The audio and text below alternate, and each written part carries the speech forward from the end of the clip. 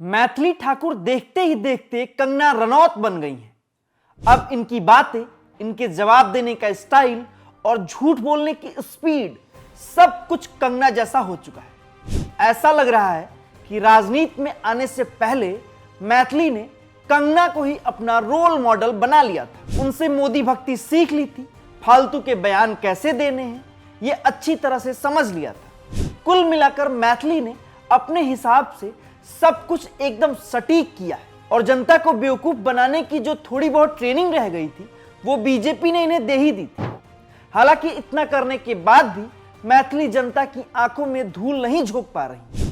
जहां जा रही हैं कुछ ना कुछ ऐसा हो जा रहा है कि इनकी पोल खुल जा रही। जैसे अभी हाल ही की घटना देख लीजिए, मैथिली गई थी चुनाव प्रचार करने, इसी बीच एक जागरूक युवा ने इनसे एक तीखा सवाल पूछ लिया। ये जो बार बार मोहतरमा अलीनगर को सीतानगर बनाने की बात कर रही हैं, इसी पर युवक ने इनसे सवाल किया और कहा कि अलीनगर को सीतानगर बनाने से विकास हो जाएगा। आपने अपने किसी इंटरव्यू में यह नहीं बताया आप अलीनगर का विकास कैसे करेंगे। युवक के सवाल करते ही आसपास मौजूद अंधभक्त भड़क गए और शोर मचाने लगे। मैथिली भी सफाई देने की कोशिश ही कर रही थी लेकिन वो फेल हो गई।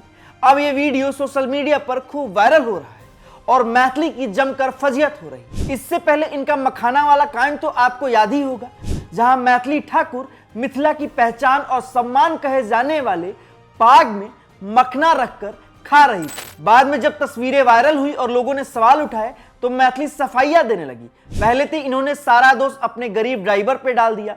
बोलने लगी कि मैं नहीं, मेरा ड्राइवर पाग में रखकर मखाना खा रहा था, मैं ऐसा तो करती भी नहीं। लेकिन इससे बात नहीं बन पाई तो मैथिली ने यह कह दिया कि सामने वाली महिला ने जबरदस्ती पाग में मखाना डाल दिया। हालांकि इनके इस झूठ की भी पोल जल्द ही खुल गई। वायरल वीडियो में साफ दिख गया कि महिला के पास रखे मखाने को मैथिली खुद हाथ से उठाकर पाग में डाल रही थी और उसे खा रही थी। सच्चाई सामने आने के बाद लोगों ने मैथिली को जमकर खरी खोटी सुनाई और इससे पहले मिथिला की जनता के अंदर पहले से ही गुस्सा भरा था, क्योंकि अलीनगर वाले नाराज थे कि बीजेपी ने स्थानीय नेता को दरकिनार कर किसी बाहरी को टिकट दे दिया है, बाहरी को ले आकर अलीनगर के सिर पर बिठा दिया है।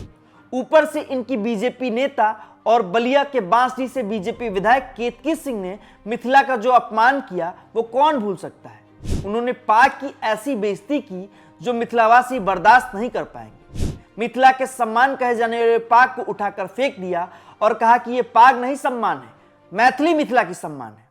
मिथिला वालों को तब और दुख लगा जब मैथिली पाग का अपमान होते हुए देखती रही और मुस्कुराती रही और उन्होंने कुछ भी नहीं कहा। इन सभी घटनाओं ने मैथिली की जबरदस्त बेइज्जती करवाई है, जिसके बाद लोग मैथिली की तुलना कंगना रनौत से करने लगे हैं। कहने लगे हैं कि ये तो नई कंगना रनौत बनती जा रही, ये कंगना 2.0 है। जैसे कंगना जनता की भावनाओं की कद्र नहीं करती वैसे ही मैथिली भी कर रही। जिस तरह से कंगना सिर्फ अपना राग अलापती हैं, वही काम तो मैथिली भी बिहार में कर रही। यहाँ के लोगों की भावनाओं के साथ खिलवाड़ कर रही। जनता के बीच जाकर दो चार रोने धोने वाली तस्वीरें और वीडियो निकाल लेने से आप चुनाव नहीं जीत जाएंगे। आपकी असल हकीकत पब्लिक समझ रही है।